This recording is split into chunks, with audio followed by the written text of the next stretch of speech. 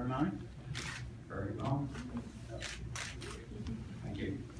You all may be seated.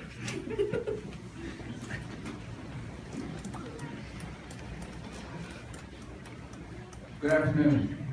My name is Pat Owens. I'm the officiant and Donnie's uncle. So I was very honored when these guys asked me to be the officiant for the wedding.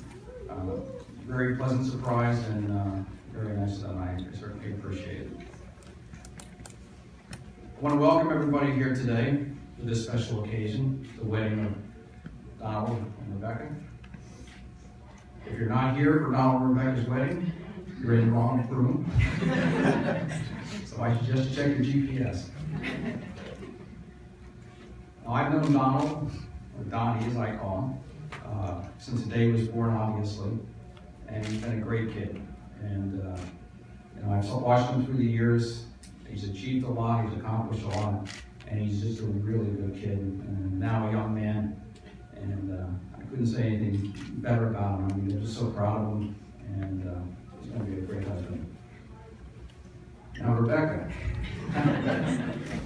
The first time I met Rebecca, I have to say, aside from she's a beautiful woman, I knew right away, and I guess you get that if you have that instinct or you get that sense of people. I knew she was a really good person. And I thought to myself, as I got to know her and she came to family events and functions, I figured if Don didn't have the good sense that God gave him, or the good common sense God gave him, he would marry her. And if he didn't, he was in trouble. So when he did ask her to marry him, and she agreed, I was really thrilled also. I'm sure he was. Very nice and really great person, and I know they're going to have a long and happy, successful marriage.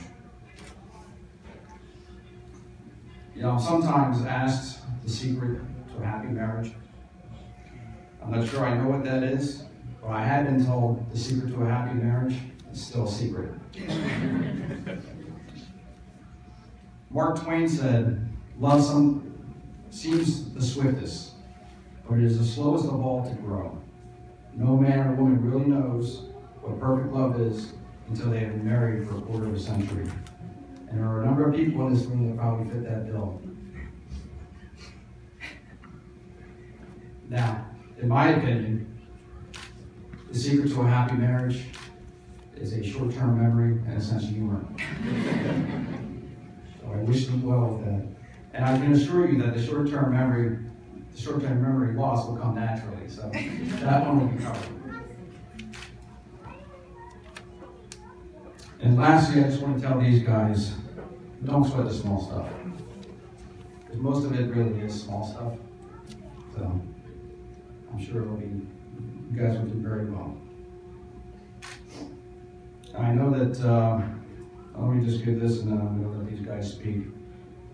Don and Rebecca, the time has come to get all the stress of planning this day and simply enjoy your friends and family that are gathered here today.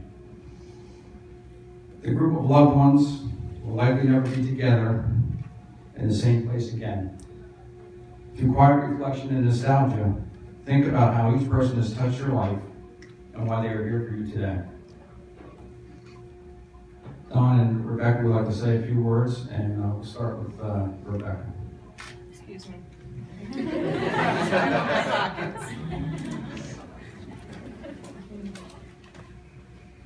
All right.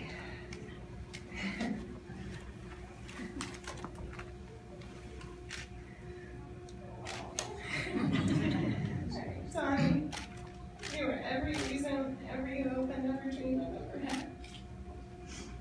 No matter what happens to us in the future, every day we are together is the greatest day in my life. I promise to love you with all I have to give, with all my heart and soul, in the only way I know how, completely and forever. From this day forward, you will always be mine, and I will always be yours. I love you. There's a lot of room here. Now it's your turn. Yeah, I don't know if I can quite stop that.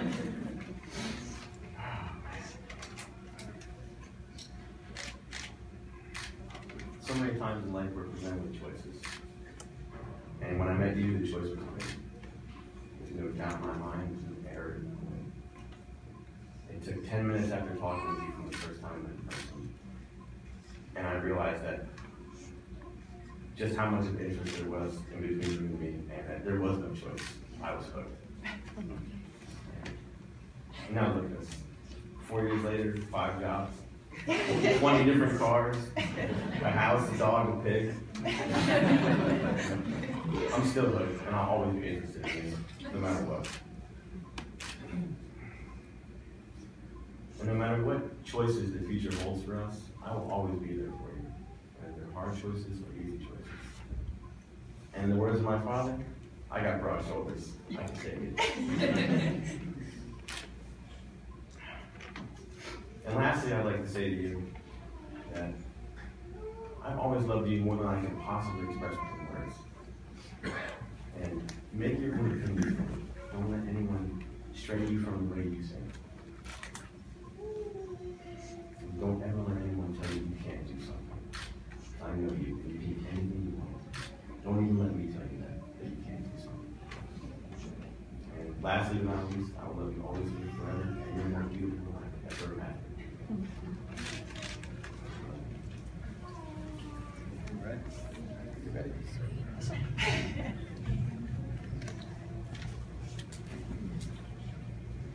Don, do you take Rebecca to be your wife, to have and to hold from this day forward, for better or for worse, for richer or poor, in sickness and in health, to love and to cherish from this day forward until death do you part?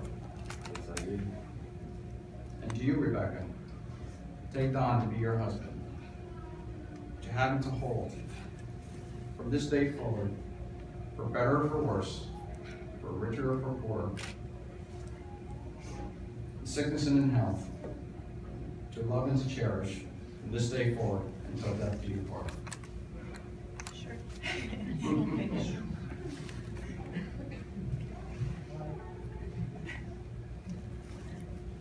There we have it.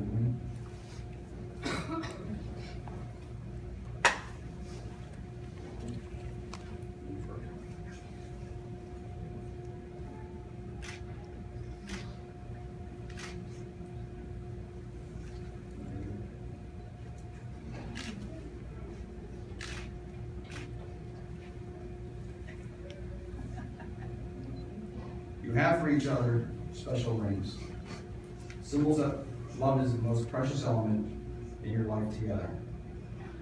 The ring has no beginning and no ending, which symbolizes that the love between you will never cease.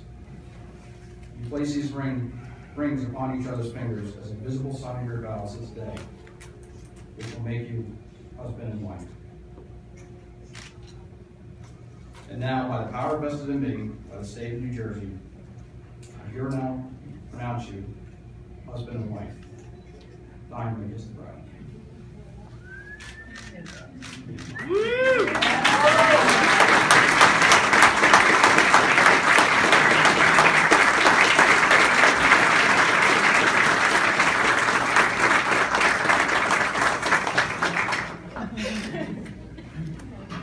Ladies and gentlemen, family and friends, for the first time, I introduce Mr. and Mrs. Donald and Rebecca Chambers.